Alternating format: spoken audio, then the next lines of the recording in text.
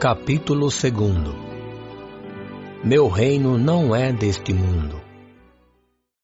A vida futura. A realeza de Jesus.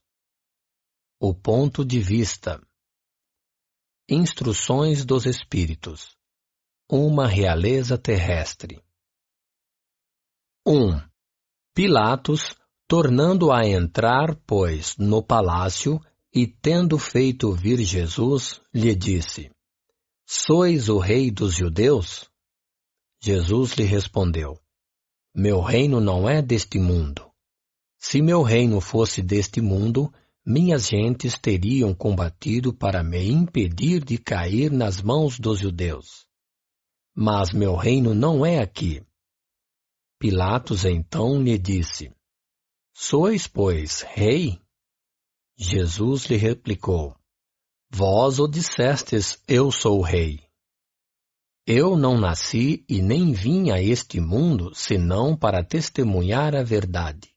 Qualquer que pertença à verdade, escuta minha voz. São João, capítulo 18, versículos 33º, 36º e 37º. 2.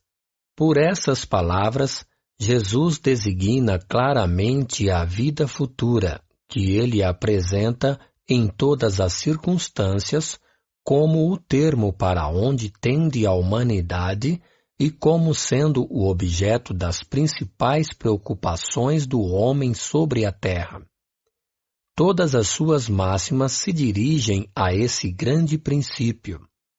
Sem a vida futura, com efeito, a maior parte dos seus preceitos de moral não teria nenhuma razão de ser. Por isso, aqueles que não creem na vida futura, imaginando que ele não fala senão da vida presente, não os compreendem ou os acham pueris. Esse dogma pode, pois, ser considerado como o ponto central do ensinamento do Cristo. Por isso está colocado como um dos primeiros nesta obra, porque deve ser o alvo de todos os homens. Só ele pode justificar as anomalias da vida terrestre e concordar com a justiça de Deus. 3. Os judeus não tinham senão ideias muito incertas quanto à vida futura. Acreditavam nos anjos, que consideravam como os seres privilegiados da criação, mas não sabiam que os homens pudessem vir a ser, um dia, anjos e partilhar sua felicidade. Segundo eles, a observação das leis de Deus era recompensada pelos bens da terra, pela supremacia da sua nação, pelas vitórias sobre seus inimigos. As calamidades públicas e as derrotas eram o castigo de sua desobediência. Moisés, sobre isso, não poderia dizer mais a um povo pastor ignorante que devia ser tocado, antes de tudo, pelas coisas deste mundo. Mais tarde, Jesus veio lhes revelar que há um outro mundo onde a justiça de Deus segue seu curso. É esse mundo que ele promete àqueles que observam os mandamentos de Deus e onde os bons encontrarão sua recompensa. Esse mundo é o seu reino. É aí que ele está em toda a sua glória e para onde vai retornar ao deixar a terra. Entretanto, Jesus, conformando seu ensinamento ao estado dos homens da sua época, não acreditou dever-lhes dar uma luz completa que os teria ofuscado sem esclarecê-los, porque não o teriam compreendido. Ele se limitou a colocar, de alguma sorte, a vida futura em princípio como uma lei natural a qual ninguém pode escapar. Todo cristão crê, pois, forçosamente na vida futura. Mas a ideia que muitos fazem dela é vaga, incompleta e por isso mesmo falsa em vários pontos. Para um grande número, não é senão uma crença sem certeza absoluta. Daí as dúvidas e mesmo a incredulidade. O Espiritismo veio completar, nesse ponto como em muitos outros, o ensinamento do Cristo, quando os homens estavam amadurecidos para compreenderem a verdade.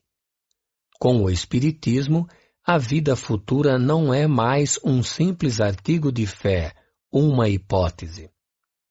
É uma realidade material demonstrada pelos fatos, porque são as testemunhas oculares que vêm descrevê-la em todas as suas fases e em todas as suas peripécias, de tal sorte que, não somente a dúvida não é mais possível, mas a inteligência mais vulgar pode fazer ideia do seu verdadeiro aspecto, como se imaginasse um país do qual se leu uma descrição detalhada.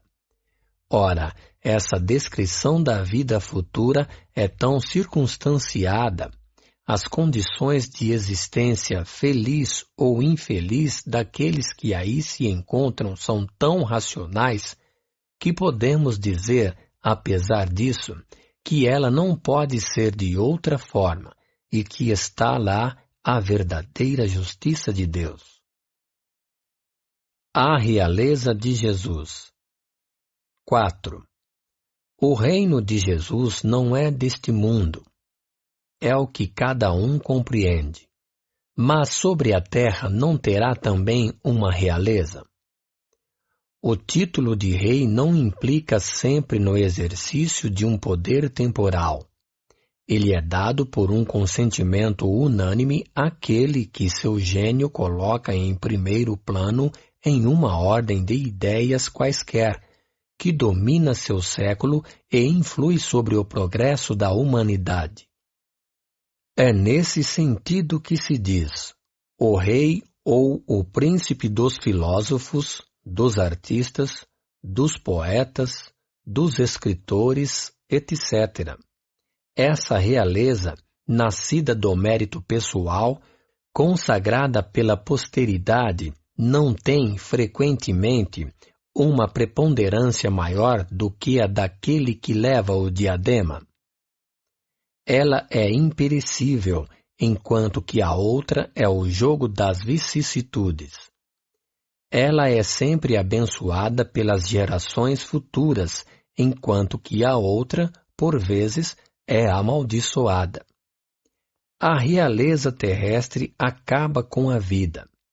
A realeza moral governa ainda e, sobretudo, depois da morte. A esse título, Jesus não é um rei mais poderoso que muitos potentados. Foi, pois, com razão que disse a Pilatos: Eu sou rei, mas meu reino não é deste mundo. O ponto de vista. 5. A ideia clara e precisa que se faz da vida futura dá uma fé inabalável no futuro. E essa fé tem consequências imensas sobre a moralização dos homens quando muda completamente o ponto de vista sob o qual eles examinam a vida terrestre. Para aquele que se coloca, pelo pensamento, na vida espiritual que é indefinida, a vida corporal não é mais que uma passagem, uma curta estação num país ingrato. As vicissitudes e as tribulações da vida não são mais que incidentes que recebe com paciência, porque sabe que não são senão de curta duração e devem ser seguidos de um estado mais feliz. A morte nada mais tem de apavorante, e não é mais a porta do nada, mas a da libertação que abre ao exilado a entrada de uma morada de felicidade e de paz. Sabendo que está em um lugar temporário e não definitivo, recebe as inquietações da vida com mais indiferença, e disso resulta, para ele, uma calma de espírito que lhe atenua a amargura. Pela simples dúvida sobre a vida futura, o homem dirige todos os seus pensamentos sobre a vida terrestre. Incerto do futuro, dá tudo ao presente.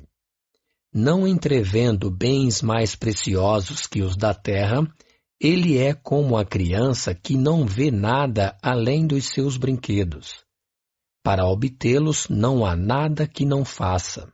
A perda do menor dos seus bens é uma tristeza pungente, uma decepção, uma esperança frustrada, uma ambição não satisfeita, uma injustiça de que é vítima.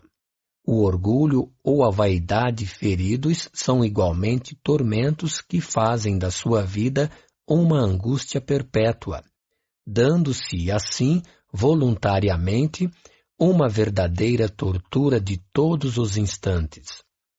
Tomando seu ponto de vista da vida terrestre, no centro da qual está colocado, tudo toma ao seu redor proporções vastas. O mal que o atinge, como o bem que compete aos outros, tudo adquire, aos seus olhos, uma grande importância.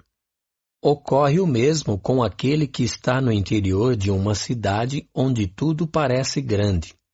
Os homens de projeção como os monumentos, mas que se transporte para sobre uma montanha e homens e coisas vão lhe parecer bem pequenos. Assim ocorre com aquele que encara a vida terrestre sob o ponto de vista da vida futura. A humanidade, como as estrelas do firmamento, se perde na imensidão. Ele se apercebe, então, que grandes e pequenos estão confundidos como as formigas sobre um torrão de terra, que proletários e potentados são do mesmo talhe, e lamenta esses homens efêmeros que se dão tanta inquietação para conquistar um lugar que os eleve tão pouco e que devem manter por tão pouco tempo. É assim que a importância atribuída aos bens terrestres está sempre na razão inversa da fé na vida futura. 6. Se todo o mundo pensasse desse modo, dir-se-á, ninguém se ocupando mais com as coisas da terra, tudo periclitará. Não. O homem procura instintivamente seu bem-estar e, mesmo com a certeza de não estar senão por pouco tempo num lugar, ainda quer aí estar melhor, ou o menos mal possível. Não há ninguém que, achando um espinho sob sua mão, não o tire para não ser picado.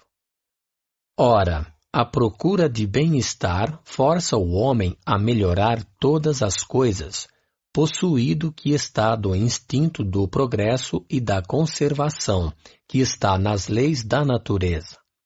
Ele trabalha, pois, por necessidade, por gosto e por dever, e nisso cumpre os desígnios da providência que o colocou sobre a terra para esse fim.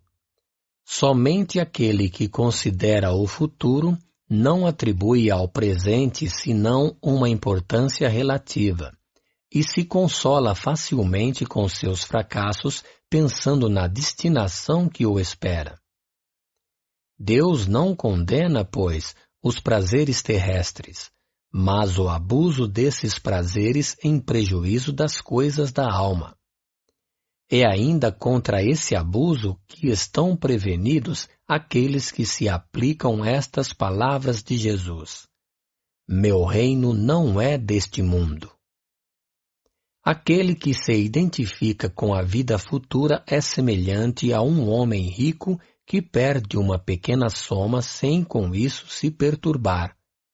Aquele que concentra seus pensamentos sobre a vida terrestre é como um homem pobre que perde tudo o que possui e se desespera. 7. O Espiritismo expande o pensamento e lhe abre novos horizontes. Em lugar dessa visão estreita e mesquinha que o concentra sobre a vida presente, que faz do instante que passa sobre a Terra a única e frágil base do futuro eterno, ele mostra que essa vida não é senão um elo no conjunto harmonioso e grandioso da obra do Criador. Mostra a solidariedade que liga todas as existências do mesmo ser, todos os seres de um mesmo mundo e os seres de todos os mundos. Dá, assim, uma base e uma razão de ser a fraternidade universal, enquanto que a doutrina da criação da alma no momento do nascimento de cada corpo torna todos os seres estranhos uns aos outros. Essa solidariedade das partes de um mesmo todo explica o que é inexplicável se se considerar apenas uma parte. É esse conjunto que, ao tempo do Cristo, os homens não teriam compreendido e, por isso, ele reservou o conhecimento para outros tempos. Instruções dos Espíritos. Uma realeza terrestre. 8. Quem melhor do que eu poderá compreender a verdade dessas palavras de Nosso Senhor? Meu reino não é deste mundo. O orgulho me perdeu sobre a terra. Quem, pois, compreenderia a insignificância dos reinos deste mundo, se eu não o compreendesse? Que carreguei comigo da minha realeza terrestre? Nada, absolutamente nada. E como para tornar a lição mais terrível, ela não me seguiu até o túmulo. Rainha eu fui entre os homens. Rainha eu acreditava entrar no reino dos céus. Que desilusão! Que humilhação, quando em lugar de ser ali recebida como soberana, vi acima de mim, mas bem acima, homens que eu acreditava bem pequenos e que desprezei porque não eram de um sangue nobre. Oh, então eu compreendi a esterilidade das honras e das grandezas que se procura com tanta avidez sobre a terra. Para se preparar um lugar neste reino, é preciso a abnegação, a humildade, a caridade em toda a sua prática celeste, a benevolência para com todos.